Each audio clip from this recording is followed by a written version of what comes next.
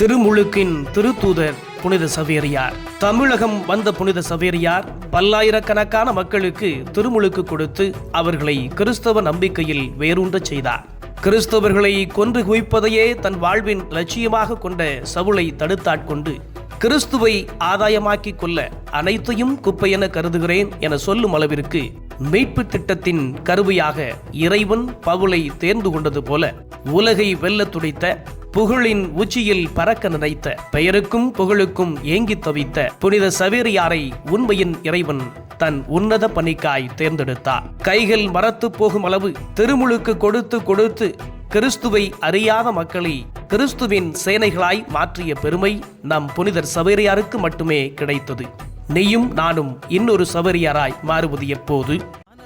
வழங்கிய சவேரியாரே.